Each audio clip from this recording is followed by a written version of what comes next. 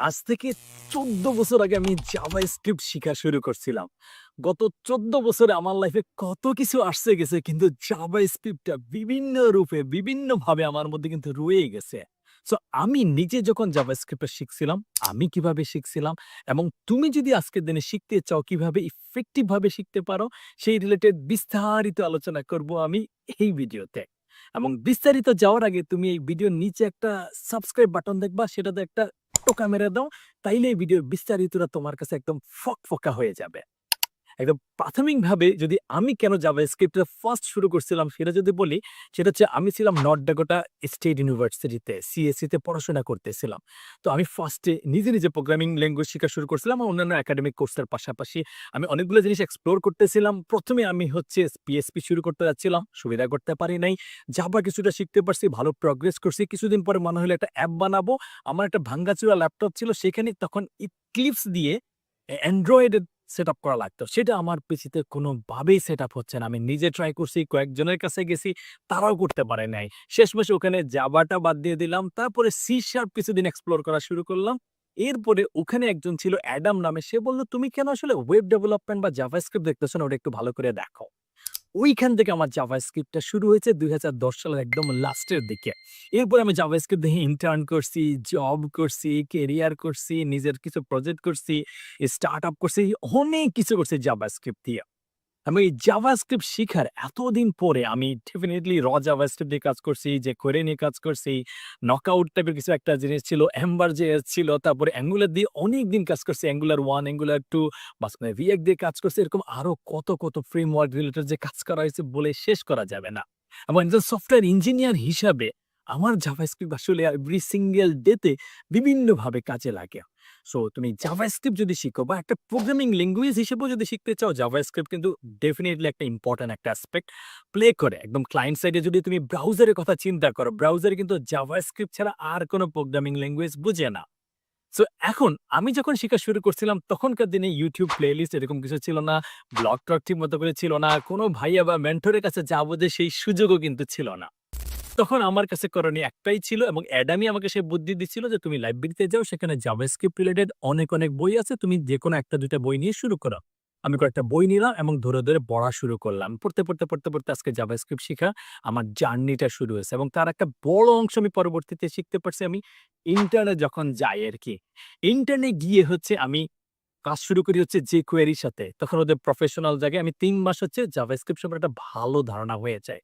তো আজকের দিনে তুমি যদি হচ্ছে জাভাস্ক্রিপ্ট শিখাটা শুরু করে দাও, তোমাকে কিন্তু ওভারঅল লার্নিং টাকে ৪ টা বা ৫ টা ধাপে ভাগ করতে হবে। যেকোনো প্রোগ্রামিং ল্যাঙ্গুয়েজ শিখার ক্ষেত্রেও কিন্তু তুমি এই ৪-৫ টা ধাপ এপ্লাই করতে পারো। একদম ফার্স্ট এ যে জিনিসটা আসবে সেটা হচ্ছে এই প্রোগ্রামিং ল্যাঙ্গুয়েজটার একদম বেসিক যে ফান্ডামেন্টাল জিনিসগুলো লাগে যে ভেরিয়েবল এবং শিখার সময় তুমি ২ টা কাজ মাস্ট করবা। এই যে কি জিনিস করতেছি, এটা কেন করতেছি, এটা তোমাকে মাস্ট এক্সপ্লোর করতে হবে বা কেন এভাবে হচ্ছে। সেই জিনিসটা আজকের দিনে তোমার কাছে কিন্তু ChatGPT আছে, তোমার কাছে DeepSeek আছে বা Gemini আছে। যেকোনো একটা দিকে জিজ্ঞেস করা আছে ভেরিয়েবল কেন এভাবে লেখা হয়? এটা না করলে কি অবস্থা হয় বা ভিতরে ভেরিয়েবল কিভাবে কাজ করে? ধৈর্য সহকারে জিনিসগুলো একটু এক্সপ্লোর করা বা তুমি কোনো একটা বুলিয়ান টাইপ আচ্ছা বুলিয়ান টাইপ না করলে কি হইতো? বা এরর আমরা যদি না করতাম তাহলে কি হইতো? বা ইফ এলস এরকম না করলে কি হইতো? কন্ডিশন কেন এত রকম থাকে? ২-৪ টা কম হইলে কি হইতো? বা কেন এভাবে করে? বা ভিতরে কিভাবে আসলে এই প্রোগ্রামিং ল্যাঙ্গুয়েজটা বুঝে যে জিনিসটা কিভাবে কাজ করতে হবে? যে ওভারঅল জিনিসটা তুমি যদি আসলে মানে উল্টা-পাল্টা করে না দেখো এবং সাথে তুমি এনাফ প্র্যাকটিস না করো তাইলে কিন্তু তুমি প্রোগ্রামিং ল্যাঙ্গুয়েজ সম্পর্কে আসলে ভিতরের জিনিসগুলো ফিল করতে পারবা না। একটা প্রোগ্রামিং ল্যাঙ্গুয়েজ শুধুমাত্র জাস্ট সিনট্যাক্স টাইপ করা দিয়ে তুমি প্রোগ্রামার জিন্দেগিতে হইতে পারবা না। মুখস্থ করে তো ডেফিনিটলি হইতে পারবা না। তোমাকে এক্সপ্লোর করতে হবে। এই যে আমি কিছু মাঝে মধ্যে স্টোরি বলি যে স্ট্রিং কেন এইরকম হয়? বা এটা কেন ইমিউটেবল রাখছে? বা অনেক ক্ষেত্রে ব্রাউজার থেকে যখন আমরা ইনপুট নেই সবগুলো কেন টেক্সট আকারে দেয়? কেন সংখ্যা তোর বুঝে যে সংখ্যাই টাইপ করছে তাও সংখ্যায় কেন কনভার্ট করে দিচ্ছে না? তো এই লজিক গুলো তুমি যখন জানবা, বুঝবা, তখন ভিতরের কারণগুলো দিয়ে আসলে তুমি একদম একটা খোলা দুনিয়া দেখবা। আদারওয়াইজ তুমি মুখস্থ টাইপ করবা, আউটপুট পাবা না, এরর খাবা, বুঝবা না এবং নতুন কোন সিচুয়েশন আসলে তুমি এটাকে ফেস করতে পারবা না।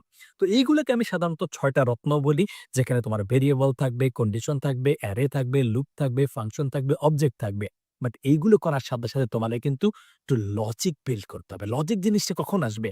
যখন এগুলার কিছু কম্বাইন্ড এপ্লাই করে তুমি কোনো একটা সিচুয়েশন এপ্লাই করতে যাবা। খুব ম্যাথমেটিক্যাল সিচুয়েশন হইতে পারে। প্রাইম নাম্বার বের করবা বা লিপ ইয়ার বের করবা বা কিছু জোড় সংখ্যা, বিজোড় সংখ্যা এরকম আরো অনেক জিনিস আছে। পারমুটেশন, কম্বিনেশন, প্যালিন্ড্রোম এরকম প্রচুর এক্সাম্পল আছে। সেগুলোতে এপ্লাই করতে তুমি দেখতে পারবা যে আচ্ছা ভেরিয়েবলের সাথে কন্ডিশনের কানেকশনটা কি? বা ফাংশনের সাথে অ্যারের কানেকশনটা কি? ২ টা আমি কম্বাইন্ড ভাবে কখন ইউজ করতে পারবো?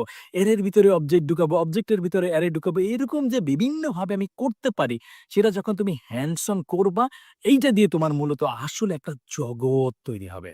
জগৎ তৈরি হওয়ার পরে তুমি যখন এই যে প্রজেক্ট করতে যাবা, তখন তুমি দেখবা প্রত্যেকটা প্রোগ্রামিং ল্যাঙ্গুয়েজে কিছু ইউটিলিটি বা বিল্ট-ইন ফাংশন বা প্রোডাক্টিভিটির বিভিন্ন শর্টকাট দেয়া আছে। সেগুলা করলে তোমার আসলে এফিসিয়েন্সি বাড়বে এবং তুমি একটা আউটপুট দেখতে পারবা যে, ও আচ্ছা ভিতরের জিনিস এরকম, কুইকলি করতে গেলে এইরকম। তাহলে ২ জায়গায় তুমি যাইতে পারবা এবং অবজেক্টের প্রচুর বিল্ট-ইন জিনিস আছে, অ্যারের অনেক বিল্ট-ইন জিনিস আছে, স্ট্রিং এর অনেক জিনিস আছে, ফাংশনের উপরেও বিষয় কিছু জিনিস আছে।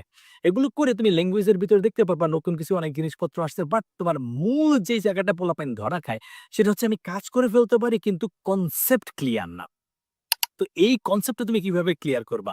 বিভিন্ন তুমি প্রোগ্রামিং ল্যাঙ্গুয়েজে দেখতে পারবা যে আচ্ছা এটা তো খটকা লাগতেছে। এটা কি? এটা এখানে এরকম ওইখানে সেরকম হচ্ছে কেন? ধরো দিস ভ্যালু আছে জাভাস্ক্রিপ্ট এর মধ্যে। যখন এটাকে তুমি বিভিন্ন জায়গা থেকে দেখা শুরু করবা, তাইলে কিন্তু তোমার ক্লিয়ার হইতে যাবে। কনফিউশনটা ক্লিয়ার হবে। আচ্ছা হোয়েস্টিং এটা কেন হইলো? কি কারণে হইলো? ক্লোজার কেন হইলো? কি হইলো? স্কোপ কেন চেঞ্জ হচ্ছে? ফাংশনকে কল দিলে হয়। আবার জাভাস্ক্রিপ্ট বলতেছে সিঙ্গেল থ্রেডেড এটার ভিতরে অন্যান্য জিনিসগুলো কিভাবে কাজ করে? আবার এটা ট্রু থাকার কথা, এটা ফলস হয়ে গেল কেন? ফলস এটা থাকলো কেন? আচ্ছা ডাবল ইকুয়াল এরকম করে, ট্রিপল ইকুয়াল এরকম করে কেন? আচ্ছা ডাবল ইকুয়াল যে এরকম করে এটার ভিতরে লজিকটা কি? কারণটা কি? জাস্টিফিকেশনটা কি? ওরা কেন এরকম ভাবে করছে? এগুলা যখন তুমি ডিগ করবা না, তখন তোমার একটু কষ্ট হবে, একটু টাইম ডেফিনিটলি লাগবে। বাট তোমার ভিতরের স্ট্রেংথটা অনেক বেশি স্ট্রঙ্গার হবে। আবার তোমার প্রত্যেকটা ল্যাঙ্গুয়েজে কিছু মডার্ন জিনিস আছে বা বিভিন্ন জায়গায় একটা ল্যাঙ্গুয়েজকে ইউজ করা হয়। জাভাস্ক্রিপ্টের কথা যদি চিন্তা করো, ক্লায়েন্ট সাইড ইউজ করে, সার্ভার সাইড ইউজ করে, ডাটা ফেচিং এর জন্য ইউজ করে। আবার তুমি অনেক ক্ষেত্রে এআই মেশিন লার্নিং এর ক্ষেত্রেও তুমি ইউজ করতে পারো। সো বিভিন্ন জায়গায় ক্ষেত্রে ধরো ডাটা ফেচিং এর ক্ষেত্রে কি জিনিস আছে, প্রমিস কি ধরনের আছে, অনেকগুলো প্রমিস যখন করতে হয়, প্র্যাকটিক্যালি কি কারণে করতে হয়? যখন ডাটাগুলো আসে বিভিন্ন রকমভাবে যদি করে, তাহলে কিভাবে করবা? ব্রাউজারে আমি যখন বিভিন্ন জিনিস ইউজ করব, সেখানে কিভাবে জাভাস্ক্রিপ্টটা কাজ করে? সেখানে এক্সট্রা কি জিনিস ব্রাউজার দিয়ে রাখছে, সেগুলাকে ব্রাউজার এপিআই, ওয়েব এপিআই এই টাইপের জিনিসগুলো বলে। তো সেই জিনিসগুলো তুমি যখন বিভিন্ন অ্যাঙ্গেলে এক্সপ্লোর করবা, তখন গিয়ে একটা ল্যাঙ্গুয়েজ সম্পর্কে তোমার একটা ওভারঅল একটা ধারণা আসবে। এবং এরপরে তোমাকে কিন্তু অনেকগুলো প্রজেক্ট করতে হবে। প্রজেক্টগুলো সাইজেবল প্রজেক্ট হইতে হবে, রিয়ালিস্টিক প্রজেক্ট হইতে হবে। তাইলে তুমি যে ল্যাঙ্গুয়েজ শিখছো, সেগুলা রিয়াল ওয়ার্ল্ড কানেকশন ধাপে তুমি বুঝতে পারবা। সো এই ওভারঅল জার্নিটা তুমি ডেফিনিটলি বিভিন্ন জায়গা থেকে দিতে পারো। YouTube থেকে মারতে পারো, তুমি হয়তো কোনো কোর্স থেকে মারতে পারো। এরকম আলাদা একটা অপশন আমি তোমার জন্য নিয়ে আসছি। সেই অপশনটা শোনার আগে তুমি নিচের সাবস্ক্রাইব বাটনটাকে দেখো একটা টিক মার্ক দেয়া আছে কিনা। না থাকলে মাস্ট টোকা দিয়ে দাও। তাইলে তুমি পরবর্তী অংশে দেখতে পারবা যে আমি জাস্ট এক্সট্রা অ্যানাদার একটা অপশন নিয়ে আসছি।